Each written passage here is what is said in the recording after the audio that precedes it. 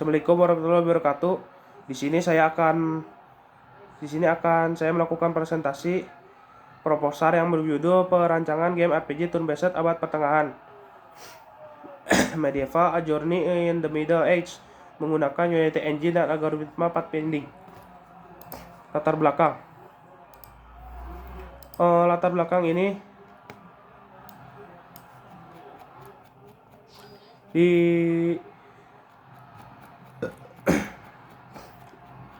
belakang ini di zaman modern ini industri game itu telah berkembang jauh dan menjadi salah satu industri yang besar ya. Di sini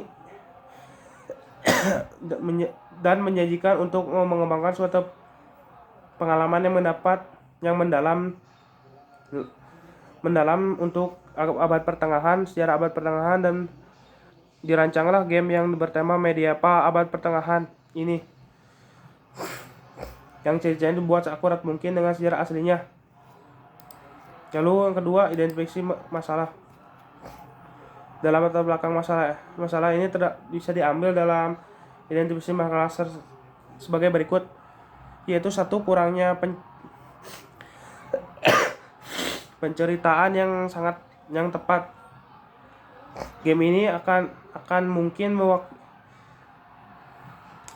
banyak game yang tidak mewakili abad pertengahan secara akurat, yang hanya penggambarannya itu sedikit, mulai dari budaya, sosial, dan teknologi yang ada pada zaman tersebut secara historis.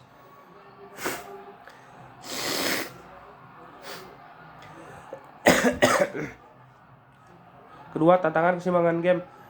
Nah, tantangan itu kadang di game tersebut, di game bergenre RPG biasanya akan sulit dan penting juga untuk melakukan keseimbangan yang baik antara kedua aspek. Seperti permainan ini tidak terlalu sulit dan juga tidak terlalu mudah. Lalu juga ada batasan teknis atau pengarahan dunia yang belum mendetail dan desain karakter yang masih sederhana. Nah, 4, sedikitnya media pembelajaran terhadap abad pertengahan. Yang keempat, karena sumber-sumbernya itu hanya ada dari buku, video, dan dokumenter. Di game juga masih sedikit gitu untuk tema abad pertengahan. Adapun tujuannya untuk sebagai berikut, yaitu menciptakan pengalaman bermain game imersif dan mendidik, yaitu nggak semena-mena main game saja. Di game ini akan memberikan informasi tentang abad pertengahan yang diterapkan secara imersif ke dalam fase permainan tersebut. Kedua, memberi para pemain pengalaman bermain game yang imersif yang menggabungkan elemen cerita, petualangan, strategi, pertarungan. Game ini juga bertujuan untuk memperdalam pemahaman tentang abad pertengahan. Lalu, signifikansi masalah.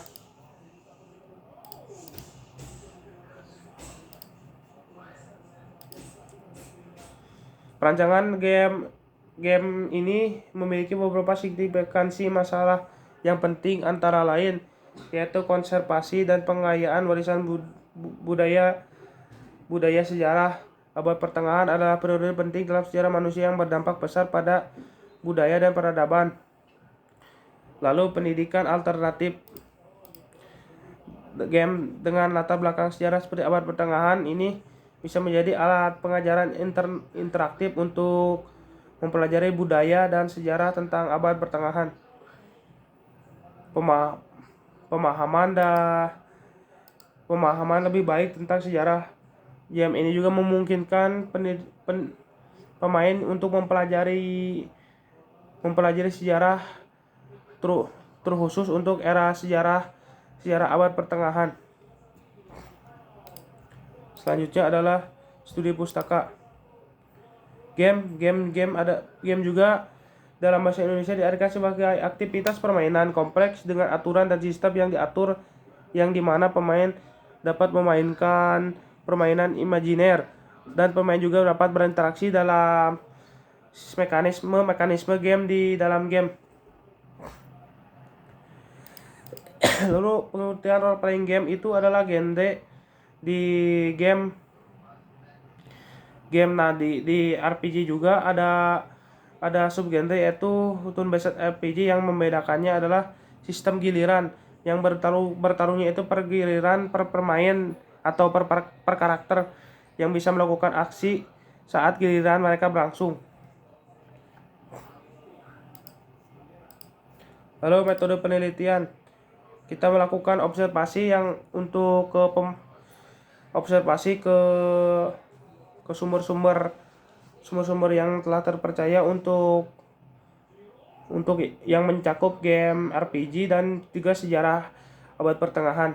Lalu juga melakukan wawancara ke yang bersangkutan yang pastinya terpercaya untuk mendapatkan informasi dan data tentang pembuatan game, tentang dan juga tentang era abad pertengahan. Lalu juga kita menyebarkan kuesioner tentang bagaimana sih pendapat game yang bertema sejarah abad pertengahan, dan juga game RPG gitu, gimana tentang pendapat orang lain tentang konsep tersebut. Lalu juga di sini ada konsep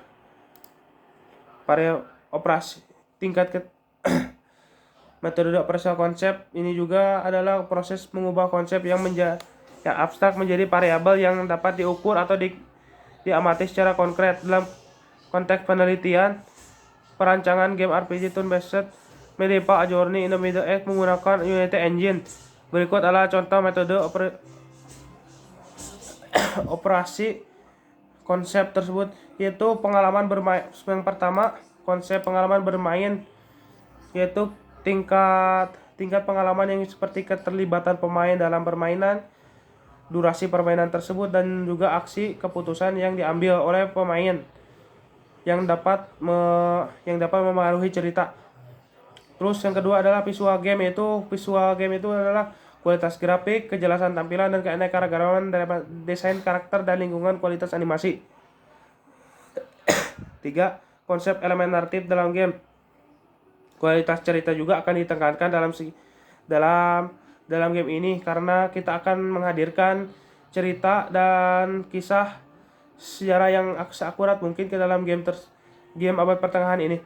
Terus konsep kepuasan pemain terhadap game itu adalah seperti skala penilaian kepuasan pemain seperti gameplay, grafis, naratif, dan keseluruhan niat pemain yang memainkan game ini kembali. Lalu adalah efektivitas penggunaan aplikasi, seperti kita bisa mengefisiensikan tingkat frame dan responsifnya halaman per halaman di game tersebut. Lalu kita ke pembahasan di sini. Di sini ada contoh gambaran simulasi peta. Di sini terdapat S simpul awal, T tujuan, dan O rintangan, dan X untuk jalan bebas.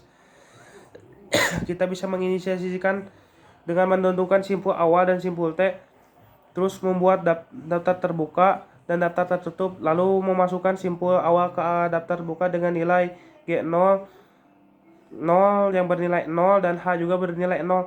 Estimasi jarak ke simpul tujuan dan melakukan inisialisasi F0, G0, dan H0 untuk simpul awal. Iterasi pencarian selama daftar terbuka tidak kosong. Simpul dengan nilai F terendah dari daftar terbuka, misalkan simpul ini adalah simpul saat ini adalah C, pindahkan simpul saat ini adalah dalam daftar tertutup jika simpul saat ini adalah simpul tujuan. Pencarian selesai.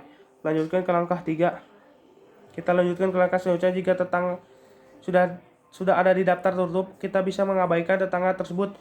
Jika belum ada di daftar terbuka, tambahkan tetangga ke daftar terbuka, hitung nilai G, H, dan F tetangga tersebut. Jika tetangga sudah ada di daftar terbuka, kita bisa memeriksa apakah jalur saat ini lebih baik dari jalur sebelumnya untuk mencapai tetangga tersebut.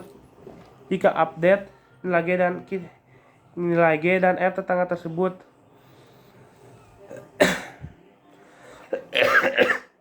Setelah simpul tujuan ditemukan, jalur terpendek dapat direkonstruksi dengan mengikuti simpul-simpul tersebut sebelumnya hingga mencapai simpul awal. Mulai dari simpul tujuan T, ikut referensi ke simpul sebelumnya dengan nilai G yang lebih rendah. Simpan jalur ini sebagai jalur terpendek. Nilai ikuti simpul-simpul sebelumnya hingga mencapai simpul awal. Simpan setiap simpul yang dilewati dalam jalur terpendek. Sekian untuk presentasi ini. Mohon maaf jika ada kesalahan. Wassalamualaikum warahmatullahi wabarakatuh.